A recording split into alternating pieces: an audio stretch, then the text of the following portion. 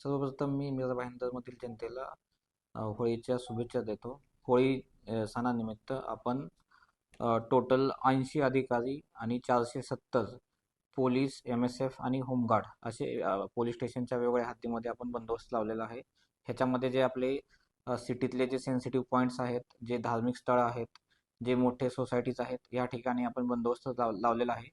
त्याचबरोबर आपण पोलीस स्टेशनचे जे महिला अधिकारी आहेत ते आणि प्रत्येक पोलीस स्टेशनचे जे आपले दामिनी पथक आहेत तेही आपल्या संपूर्ण झोनच्या हद्दीमध्ये कंटिन्युअस पेट्रोलिंग करत राहतील. त्यामुळे ह्याच्यामध्ये छेडछाडीचे प्रकार असतील किंवा कोणतेही भांडणतंटा होत असेल तर आमचे जे पेट्रोलिंग करणारे जे अधिकारी आहेत आणि दामिनी पथक ते त्यांच्या विरोधात कारवाई करतील.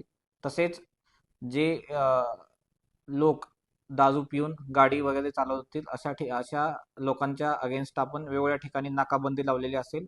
त्यामुळे त्या त्या ठिकाणीही ज्यांनी दारू पिऊन कोणी गाडी चालवत असेल तर त्यांच्या विरोधातही आपण कारवाई करणार आहोत. सर किती कॉन्स्टेबल्स नाही तुम्ही जे आहे लावले आहेत कामात?